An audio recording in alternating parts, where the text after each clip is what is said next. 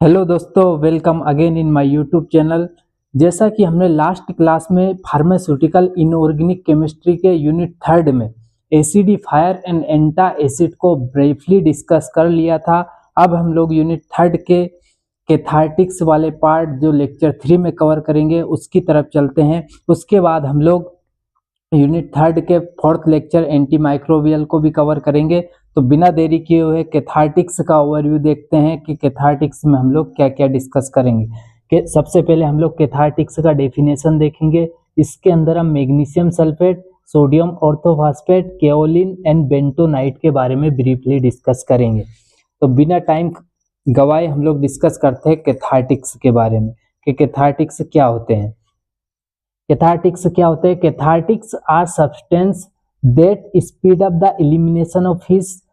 They are used to treat constipation, relieve pain and remove solid material from intestinal tract. क्या होते हैं? Cathartics ऐसे material होते हैं जो हमारी बॉडी से वेस्ट मटेरियल को रिमूव करने के लिए यूज होते हैं, जो हमें कॉन्स्टिपेशन में रिलीव करवाते हैं। अब कॉन्स्टिपेशन क्या होता है? अगर आप लंबे समय से आपके पेट के अंदर, कॉन्स्टिपेशन का हिंदी में मीनिंग होता है बेटा कब्ज हो जाना। अगर आप लंबे समय से फ्रेश नहीं हो पा रहे हो, अच्छे से आप फ्रेश होने नहीं जा पा रहे हो, कब्ज है आपके पेट में, तो उससे अगर हमको रिलीफ चाहिए तो हम लोग यूज करते हैं कैथार्टिक्स। ऐसे सब्सटेंस, ऐसी दवाइयाँ, ऐसी ड्रग जो हम कॉन्स्टिपेशन को रिलीव करने के लिए लेते हैं, पेन को रिलीव करने के लिए लेते हैं, उन्हीं को बोलते हैं कैथार्टिक्स।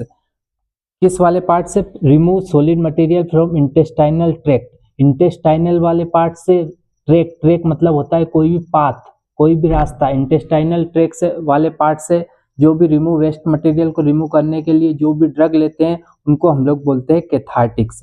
अब कैथार्टिक्स में दो पार्ट भागों में डिवाइड किया है। एक होता है, इसी के अंदर आता है, एक होता है लेग्जेटिव, एक होता है परगेटिव। अब लेग्जेटिव क्या होते हैं? Laxative and purgative are both medicine that help relieve constipation and increase bowel movement. क्या करते हैं? कॉन्स्टिपेशन में तो रिलीफ दिलवाते हैं, पर ये इंक्रीज कर देते हैं बोवेल मूवमेंट। बोवेल मूवमेंट का मतलब होता है आपके इंटेस्टाइन जो धीमे धीमे काम कर रही उनके मूवमेंट को बढ़ा देते हैं, जिससे आपको कॉन्स्टिपेशन में रिलीफ मिल सके। ठीक है। Purgative have stronger effect than laxative. मैंने जैसे लास्ट क्लास में भी बताया था आप लोगों को कि परगेटिव का क्या होता है, हाई डोज में देते हैं लेग्जेटिव, उसी को परगेटिव बोल देते हैं। तो परगेटिव का क्या होता है? स्ट्रोंगर इफेक्ट होता है लेग्जेटिव की कंपेयर में। ठीक है। अब कितने टाइप के कैथार्टिक्स होते हैं इनके बारे में डिस्कस कर लेते हैं। फर्स्ट होता है बल्क फॉर्मिंग, जो बल्क बढ़ाता है। स्टूल सॉफ्टनर, जो स्टूल को सॉफ्ट करता है। थर्ड होता है लुब्रिकेंट लेग्जेटिव, लुब्रिकेंट की तरह सॉफ्ट करके किसी चीज को काम कर रहा, उसी को बोलते हैं लुब्रिकेंट लेग्जेटिव। अगला होता है ऑस्मोटिक लेग्जेटिव, ऑस्मेटिक प्रेशर के तरीके से काम कर रहा। फिफ्थ होता है आपका स्टिमुलेशन की तरह, स्टिमुलेंट लेग्जेटिव, स्टिमुलेशन करके आपके इंटेस्टाइन में जो काम कर रहा उसी को बोलते हैं स्टिमुलेंट लेग्जेटिव। अब एक एक करके डिस्कस करते हैं। फर्स्ट है हमारा मैग्नीशियम सल्फेट। हम लोगों ने कैथार्टिक्स के टाइप देख लिए, इसका डेफिनेशन देख लिया। कैथार्टिक्स के दो भागों में डिवाइड किया था, एक होता है लेग्जेटिव, परगेटिव, इसी के अंदर आता है कैथार्टिक्स के अंदर ही। अब पढ़ते हैं पहला मैग्नीशियम सल्फेट के बारे में। मैग्नीशियम सल्फेट का मोलिकुलर फॉर्मूला होता है MgSO4 7H2O, मोलिकुलर वेट होता है 246.5। इसके अनदर नेम क्या क्या है? पहले बोलते हैं इसको इप्सम सॉल्ट भी बोलते हैं, बिटर सॉल्ट भी बोलते हैं, सल्फ्यूरिक एसिड मैग्नीशियम सॉल्ट भी बोलते हैं। पूरा एक साथ नाम है इसका। तो इसको इप्सम सॉल्ट भी बोलते हैं। इप्सम सॉल्ट इसका फेमस नाम है, तो याद रखना इसको इप्सम सॉल्ट से भी आ जाता है। अब इसको प्रिपेयर करना है तो हम लोग इसको कैसे प्रिपेयर करेंगे? Preparation of MgSO4। It is prepared by the action of H2SO4 and MgCO3। ठीक है। मैग्नीशियम कार्बोनेट, ठीक है, जैसे सोडियम कार्बोनेट होता है वैसे ही H2SO4 का रिएक्शन MgCO3 से कराएंगे तो मैग्नीशियम सल्फेट बन जाएगा आपका। इट इज आल्सो, दूसरी मेथड कौन सी है? It is also prepared by magnesium oxide and sulphuric acid. किससे बनते हैं? Magnesium oxide and sulphuric acid का रिएक्शन कराते हैं तो तब भी आपका मैग्नीशियम सल्फेट बन जाता है। तो दो प्रिपरेशन मेथड हो गई आपकी। फर्स्ट हो गई H2SO4 दूसरा हो गई आपकी MgCO3, ठीक है। फर्स्ट हो गई आपकी H2SO पर सल्फ्यूरिक एसिड से MgCO3 का रिएक्शन कराए तो MgSO4 बन गया। सेकंड है आपका मैग्नीशियम ऑक्साइड से सल्फ्यूरिक एसिड का रिएक्शन कराए तो मैग्नीशियम सल्फेट बन गया। तो ये आपकी दो प्रिपरेशन मेथड हो गई। अब इसका प्रॉपर्टीज देख लेते हैं, इसकी क्या क्या प्रॉपर्टीज होती है। ये ओडरलेस होता है, ये कलरलेस होता है, कलरलेस क्रिस्टल है और व्हाइट क्रिस्टलाइन सॉलिड है। सेकंड होता है it is having a bitter saline and cooling taste होता है, bitter saline and cooling taste होता है, ठंडक देता है। It is efflorescence in warm dry air, क्या करता है, इसकी इफ्लोरोसेंस प्रॉपर्टी होती है। अब इफ्लोरोसेंस प्रॉपर्टी का मतलब क्या होता है, इफ्लोरोसेंस प्रॉपर्टी ऐसी प्रॉपर्टी होती है किसी भी मटेरियल की, जैसे इफ्लोरोसेंस प्रॉपर्टी लिखा है, ऐसी प्रॉपर्टी होती है जो स्पॉन्टेनियस तुरंत क्या करता है, वाटर को रिलीज कर दे, वाटर रिलीज एयर की प्रेजेंस में, ठीक है। क्या करता है, एयर की प्रेजेंस में आके तुरंत वाटर को रिलीज कर दे और पाउडर फॉर्म में कन्वर्ट हो जाए, उसी को बोलते हैं कन्वर्ट इन पाउडर फॉर्म, उसी को बोलते हैं इफ्लोरोसेंस मटेरियल। आपके जैसे कि सोडियम कार्बोनेट हो गए और अदर मटेरियल होते हैं जो क्या करते हैं, पहले से वाटर को होल्ड करके रखते हैं, फिर जैसे इनको एयर की प्रेजेंस में लाते हैं तो तुरंत ये वाटर को रिलीज कर देते हैं और अपने पाउडर फॉर्म में आ जाते हैं, उन्हीं को बोलते हैं इफ्लोरोसेंस मटेरियल। तो इन्हीं की प्रॉपर्टी होती है। एग्जाम्पल में मैग्नीशियम सल्फेट ले सकते हैं। It is soluble in water and specially soluble in alcohol, किसमें सोल्यूबल है, वाटर में सोल्यूबल है, लेकिन सोल्यूबल किसमें नहीं है, स्पेशली सोल्यूबल, कम सोल्यूबल किसमें है, अल्कोहल में है। अब इसका यूज क्या होता है, it is act as a saline laxative, किसकी तरह काम करता है, सेलाइन लेक्सेटिव की तरह काम करता है। अब सेलाइन लेक्सेटिव का मतलब क्या होता है, सेलाइन लेक्सेटिव की तरह कैसे काम करता है, क्या करता है सेलाइन लेक्सेटिव, अपने कोलन वाले पार्ट में क्या करता है, जैसे लार्ज इंटेस्टाइन का पार्ट होता है कोलन, जैसे आपकी स्मॉल इंटेस्टाइन होती है और एक लार्ज इंटेस्टाइन होती है। तो लार्ज इंटेस्टाइन के लास्ट वाले पार्ट कोलन में क्या करता है, वाटर को होल्ड करके रखता है, और वाटर में क्या होता है, सोल्ट को होल्ड करके रखता है, इसीलिए इसको क्या बोलते हैं हम लोग, सेलाइन लेक्सेटिव, ठीक है। अब सेलाइन मतलब कहीं ना कहीं सोल्ट है, उसमें सोल्ट है मतलब कोलन वाले पार्ट में आपके वाटर है, तो वाटर को जब होल्ड करके रखता है उसी को बोलते हैं सेलाइन लेक्सेटिव। ये आपको उसमें टाइप में भी बताया था मैंने। It is also used in the treatment of magnesium deficiency, hypertension and boil, किस में यूज होता है, मैग्नीशियम डेफिशिएंसी, अगर आपकी बॉडी के अंदर मैग्नीशियम की कमी हो जाए तो देते हैं। अब हाइपरटेंशन में भी देते हैं। हाइपरटेंशन का मतलब क्या होता है, हाइपरटेंशन, ठीक है। एक और वर्ड होता है हाइपोटेंशन। हाइपर मतलब होता है किसी चीज का बढ़ जाना, मतलब ज्यादा हो जाना, हाइपोटेंशन मतलब होता है किसी चीज का कम हो जाना, ठीक है। तो हाइपर मतलब टेंशन का बढ़ जाना, मतलब कहीं ना कहीं आपके ब्लड प्रेशर का बढ़ जाना, आपके ब्लड प्रेशर जो बढ़ जा रहा है, ज्यादा हो जा रहा है, उसको बोलेंगे हाइपरटेंशन। तो उसके रिलीफ में भी देते हैं। अगर ब्लड प्रेशर कम हो जा रहा, ब्लड प्रेशर डिक्रीज हो जा रहा, कम हो जा रहा, उसको बोलते हैं हाइपोटेंशन। तो हम लोग इसको किस में यूज करते हैं, हाइपरटेंशन में यूज करते हैं। और थर्ड है आपका बॉइल्स। अब ये वो वाला बॉइल्स नहीं, जैसे वाटर बॉइल हो रहा वो वाला बॉइल्स नहीं, ये इंटेस्टाइन वाला बॉइल्स है, जिसमें क्या होता है कि जो बॉइल वाला है इंटेस्टाइन वाला, इसमें क्या होता है कि आपके एब्डोमिनल कैविटी में, एब्डोमिनल मतलब आपके पेट वाले पार्ट में क्या होता है, पस का जमा हो जाता है, पस जमा हो जाता है, मतलब जो भी पस होता है किसी कारण पस जम गया आपकी बॉडी के अंदर, मतलब बॉडी के अंदर मतलब एब्डोमिनल वाले पार्ट में, इंटेस्टाइन जो एब्डोमिनल वाले पार्ट में अगर पस जम गया तो उसी को हम लोग बोलते हैं बॉइल्स। तो उसमें भी हम ये इसको मैग्नीशियम सल्फेट को यूज करते हैं। तो आपका MgSO4 वाला पार्ट कंप्लीट हो गया। अब हम लोग सोडियम ऑर्थोफॉस्फेट की तरफ चलते हैं। सोडियम ऑर्थोफॉस्फेट, ठीक है, इसका फॉर्मूला होता है Na3PO4, ठीक है, ट्राई सोडियम फॉस्फेट भी बोलते हैं।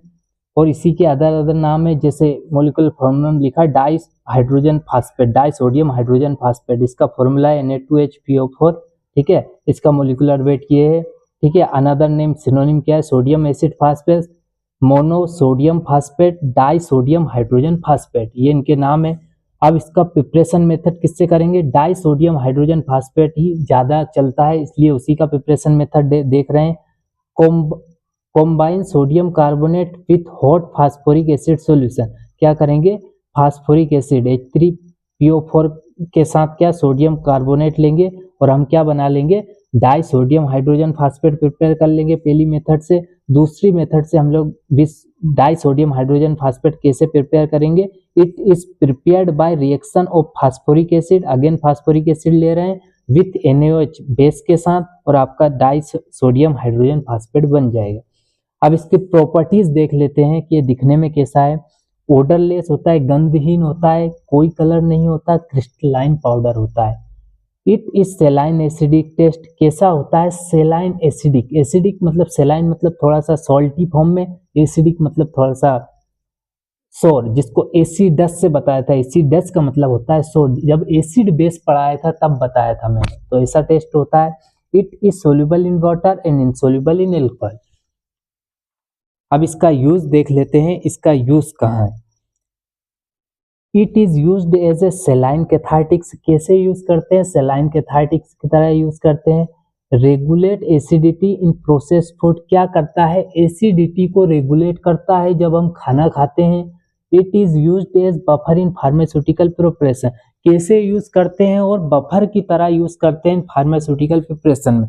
लास्ट टाइम आप लोगों को बफर के बारे में मैंने समझा दिया था कि बफर क्या होता है। बफर क्या होता है, बफर सॉल्यूशन एक ऐसा सॉल्यूशन होता है जब आप किसी भी, फॉर एग्जांपल के लिए आपके पास ये बफर सॉल्यूशन है, अगर बफर सॉल्यूशन है ये बफर सॉल्यूशन, अगर इसमें आप एसिड या बेस ऐड करोगे तो वो उसके पीएच का रेसिस्ट करेगा पीएच चेंज होने का, ठीक है, उसी को बोलते हैं हम लोग बफर सॉल्यूशन। तो ये किस में यूज होता है, बफर में भी यूज होता है इन फार्मास्यूटिकल प्रिपरेशन। अब अगला टॉपिक है हमारा केओलिन। केओलिन क्या होता है उसके बारे में पढ़ते हैं। केओलिन का आपका मोलिकुलर फॉर्मूला होता है Al2O3 2Si सिलिकॉन ऑक्साइड और वाटर, तो ठीक है, SiO2। अब मोलिकुलर वेट क्या होता है, 258 होता है। किस किस नाम से जानते हैं इसको, another name of kaolin, China के लिए भी बोलते हैं, हाइड्रेट एल्यूमिनियम सिलिकेट भी बोलते हैं, नाम में ही पता चल रहा, वाटर भी है, एल्यूमिनियम भी है, और सिलिकेट सिलिकॉन भी है। टेराकोटा भी इसी को बोलते हैं, ठीक है, चाइना क्ले नाम से भी फेमस है। इसका केओलिन एक टाइप की क्ले ही है, ठीक है। इसका कॉम्बिनेशन में आता है, किसी को डायरिया हो जाए तो इसको क्या करते हैं, पेक्टिन के साथ कॉम्बिनेशन में देते हैं। अब प्रॉपर्टीज क्या होती है केओलिन की, it is odourless white to yellowish powder, ठीक है, कैसा होता है, white powder, white and yellowish powder होता है। Kaolin has naturally fine particle, कैसा पार्टिकल होता है, फाइन पार्टिकल होते हैं। Kaolin is thermally stable, heat की प्रेजेंस में स्टेबल होता है, थर्मल मतलब होता है हीट। अब kaolin is hydrophilic and easily disperse in water, क्या होता है, हाइड्रोफिलिक होता है जिसके कारण वाटर में इजीली डिस्पर्स हो जाता है। अब हाइड्रोफिलिक मतलब क्या होता है, हाइड्रोफिलिक, हाइड्रो मतलब होता है आपका वाटर, फिलिक मतलब होता है किसी चीज से लविंग, ठीक है। तो अगर वाटर के साथ लविंग हो रहा मतलब वाटर लविंग हो रहा, वाटर लविंग मतलब इजीली वाटर में डिस्पर्स हो जा रहा, इजीली वाटर में सोल्यूबल हो जा रहा। एक वर्ड होता है आपका हाइड्रोफोबिक, हाइड्रोफोबिक, फोबिक का मतलब होता है किसी चीज से डर लगना, मतलब हेट करना उसको, और हाइड्रो मतलब होता है वाटर, वाटर हीटिंग मतलब वाटर से अपोज करना, मतलब वाटर में घुलेगा नहीं, तो इसलिए ये कैसा होता है, हाइड्रोफिलिक नेचर का होता है। अब इसका यूज देख लेते हैं। मैंने बोला था इसको डायरिया में देते हैं, ठीक है, ट्रीटमेंट, डायरिया के ट्रीटमेंट में इसको यूज करते हैं, used in treatment of diarrhoea. Pectin के साथ इसको डायरिया के ट्रीटमेंट में अक्सर यूज किया जाता है। रबर के प्रोडक्शन में यूज होता है, कॉस्मेटिक में यूज होता है, पेंट प्रोडक्शन में यूज होता है। तो ये केओलिन के यूज हो गए। अब लास्ट है हमारा इसमें बेंटोनाइट। बेंटोनाइट का मोलिकुलर फॉर्मूला क्या होता है, Al2O3 4SiO2 H2O। अब इसका मोलिकुलर वेट क्या होता है, 360.3। अब इसका सिनोनिम क्या होता है, hydrate aluminium silicate, hydrate water है, एल्यूमिनियम एल्यूमिनियम है, सिलिकेट, एंड इसी को सोप क्ले भी बोलते हैं। अब इसका प्रिपरेशन मेथड इतना इंपॉर्टेंट नहीं है, अब इसकी प्रॉपर्टीज देख लेते हैं। प्रॉपर्टीज में bentonite swell when it's come into contact with water. क्या होता है, बेंटोनाइट स्वेल कर जाता है, स्वेल करना मतलब कोई चीज फूल जाती है। फॉर एग्जांपल के लिए ये आपके पास कोई मटेरियल है, ठीक है, मटेरियल है, जब इसके पास अगर वाटर आ जाएगा, वाटर के कांटेक्ट में आ जाएगा तो ये स्वेल कर जाएगी, मतलब ये क्या हो जाएगा, स्वेल कर गई, मतलब कहीं ना कहीं आगे आपको पढ़ाऊंगा इसकी थिक्सोट्रोपिक प्रॉपर्टी होती है। फॉर एग्जांपल के लिए आपने एक टेबलेट ली, कोई टेबलेट वाटर के कांटेक्ट में आने के बाद क्या हो जाती है, वो स्वेल कर जाती है, स्वेल कर गई मतलब वो जैसे उसका शेप ऐसा था, वाटर के कांटेक्ट में आने के बाद वो फूल गई, ठीक है, ऐसा हो गया उसका शेप, तो इसी को बोलते हैं स्वेल कर गई, मतलब फूल गई। Bentonite has high viscosity. अब विस्कोसिटी मतलब, विस्कोसिटी का मतलब होता है कोई चीज ज्यादा गाढ़ापन है, ठीक है, उसके अंदर विस्कस ज्यादा है। विस्कस का मतलब होता है कोई चीज ज्यादा गाढ़ी हो गई, उसी को बोलते हैं हाई विस्कोसिटी, मतलब विस्कोसिटी ज्यादा है उसका, ठीक है। अब बेंटोनाइट हैज थिक्सोट्रोपिक प्रॉपर्टी, जैसे मैंने बोला था कि कोई वाटर के कांटेक्ट में आने के बाद क्या हो गई, स्वेल हो गई, स्वेल हो गई मतलब कहीं ना कहीं उसकी क्या होती है, थिक्सोट्रोपिक प्रॉपर्टी होती है। अब क्या होता है थिक्सोट्रोपिक प्रॉपर्टी को थोड़ा सा समझ लेते हैं। थिक्सोट्रोपिक प्रॉपर्टी फॉर एग्जांपल के लिए आपके पास ऐसा हाई विस्कस सॉल्यूशन है, ठीक है, हाई विस्कस सॉल्यूशन या सेमी सॉलिड सॉल्यूशन, कोई सा भी, हाई विस्कस मतलब जिसकी विस्कोसिटी ज्यादा है, मतलब जो ज्यादा गाढ़ा है। फॉर एग्जांपल के लिए कभी आपने मिठाई बनाते हैं हम लोग, तो मिठाई में क्या लेते हैं, शक्कर की चाशनी लेते हैं, ठीक है, शक्कर की चाशनी लेने पे वो ज्यादा शक्कर डालने पर क्या होती है, उसकी विस्कोसिटी बढ़ जाती है, ज्यादा गाढ़ापन आ जाता है। लेकिन जब उसमें हम लोग प्रेशर चम्मच से उसको हिलाते हैं, मतलब शेयर स्ट्रेस या प्रेशर अप्लाई करते हैं, तो क्या हो जाता है, वो उसकी विस्कोसिटी टूट जाती है, मतलब कहीं ना कहीं वो लेस विस्कस हो जाता है। इसी को बोलते हैं थिक्सोट्रोपिक प्रॉपर्टी। जब हाई विस्कोसिटी से लो विस्कोसिटी की तरफ कोई मटेरियल जा रहा, शेयर स्ट्रेस अप्लाई करने पे, शेयर स्ट्रेस मतलब कहीं ना कहीं प्रेशर अप्लाई करने पे, उसी को बोलते हैं थिक्सोट्रोपिक प्रॉपर्टी। तो बेंटोनाइट की कैसी प्रॉपर्टी होती है, थिक्सोट्रोपिक प्रॉपर्टी होती है, और ये कैसा होता है, ओडरलेस होता है और वाटर में इंसोल्यूबल होता है। अब इसका यूज देख लेते हैं। It is used for treatment of constipation and diarrhoea, ठीक है, कॉन्स्टिपेशन मतलब कब्ज में यूज होता है, ठीक है, it is used for treatment of constipation, treatment constipation में यूज करते हैं। एज ए सस्पेंडिंग एजेंट की तरह यूज करते हैं, सस्पेंशन में आप पढ़ोगे सस्पेंडिंग एजेंट, उसमें यूज करते हैं। वाटर के प्यूरिफिकेशन में यूज करते हैं, वाटर को प्यूरिफाई करने के लिए, एंड स्किन केयर में यूज करते हैं। तो आपका ये थर्ड वाला पार्ट हो गया। यूनिट थर्ड के लेक्चर थर्ड में हम लोग डिस्कस किए हैं कैथार्टिक्स के बारे में। आपका कैथार्टिक्स वाले पार्ट में मैग्नीशियम सल्फेट पढ़ लिया, सोडियम ऑर्थोफॉस्फेट पढ़ लिया, केओलिन पढ़ लिया, बेंटोनाइट के बारे में डिस्कस कर लिया। अब हमारा लास्ट लेक्चर रहेगा एंटी माइक्रोबियल से रिलेटेड, जिसमें एंटी माइक्रोबियल को खत्म कर लेंगे। उसके बाद आपका unit fourth and unit fifth बचेगा। अगर आपको यूनिट थर्ड में कोई भी डाउट हो, लेक्चर अच्छे से देखना, उसके बाद कोई भी डाउट हो तो आप कमेंट बॉक्स में लिख सकते हैं या मेरे को मैसेज कर सकते हैं। अगर ये वीडियो थोड़ा सा भी आपके लिए हेल्पफुल रहा हो तो वीडियो को शेयर करना, सब्सक्राइब करना। Thank you for watching this video.